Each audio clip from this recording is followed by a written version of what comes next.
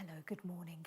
The threat of war in Eastern Europe has been deferred but not defeated after talks between Russia and America.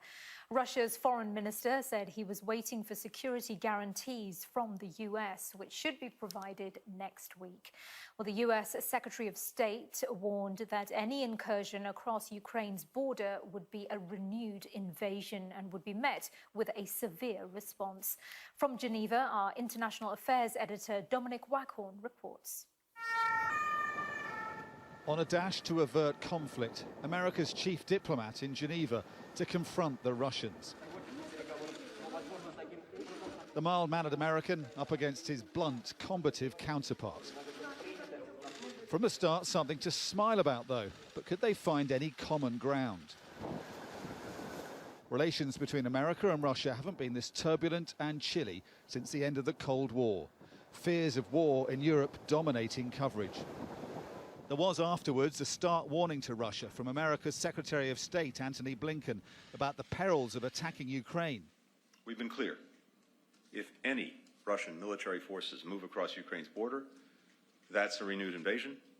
It will be met with swift, severe, and a united response from the United States and our partners and allies. But a sign, too, that tensions are easing, if only a little.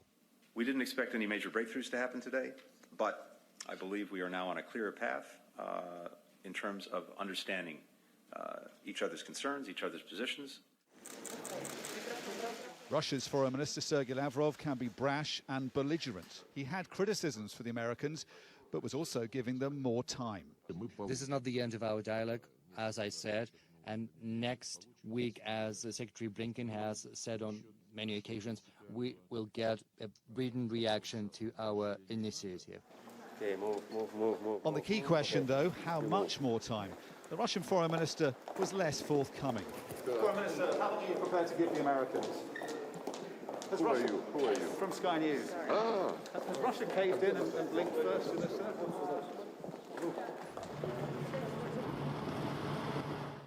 They're still preparing for war in the region on both sides. Russia has just released this footage of its forces near the border with Ukraine. But diplomatically, there has been a shift in tone. For the Russians talk of deadlines and thinly veiled threats to security in Europe, they now seem prepared to carry on negotiating. The Americans seem to have bought more time for diplomacy to try and defuse this crisis. The temperature has been lowered. The risk of war in Europe receding a little, at least. Light surveillance images show the extent of the Russian military hardware now deployed near Ukraine.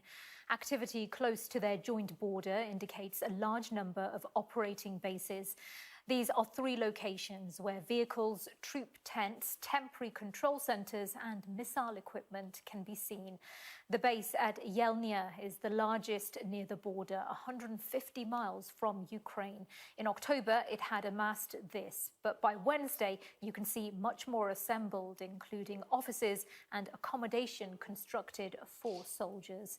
This image, taken from a storage facility in Klimovo, 8 miles from the Ukrainian border, shows armoured personnel carriers alongside numerous logistics vehicles. And this picture shows another site within 30 miles of both the Ukrainian and Belarusian borders, now populated with logistics trucks.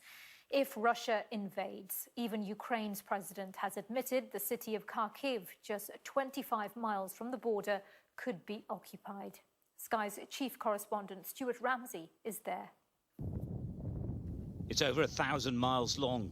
The frozen border between Ukraine and Russia is divided by trenches and, in places, a thin metal fence and berm. The right-hand side is Russia. A few miles away, across freezing fields and drifting snow, thousands of Russian soldiers, tanks and missile systems are waiting for orders. The Ukrainian Border Patrol says they continuously monitor Russian movements towards them. On the face of it, they seem fairly unfazed by the prospect. У нас є спеціально підготовлені резерви, які призначені для цього. Також завдяки тому, що дана ділянка облаштована камерами відеоспостереження, і це надасть змогу вчасно оповістити підрозділи Збройних сил, які прийдуть нам на допомогу у відбитті збройного вторгнення. As we filmed near the fence, a Russian border patrol passed nearby. The two sides are that close. Well, puts it in perspective how close we are to Russia, because that is the Russian border security patrolling. We've been with the Ukrainian side, and there they are. Both sides right next to each other, as you can see. We didn't expect to see them, I have to be honest. But the Ukrainians say that they do the same job as them, and they do see each other quite often. Of course, not with this sort of underlying tension that the world is seeing right now. And that tension deepened here in the regional capital, Kharkiv, when Ukraine's president said he thought that this country's second city could well be targeted by President Putin if he decides to invade. Quite what a full-scale invasion would look like isn't known. Russian tanks could come straight across these frozen farmlands. What's equally unknown is for how long the Ukrainian army can resist. Stuart Ramsey, Sky News, Eastern Ukraine.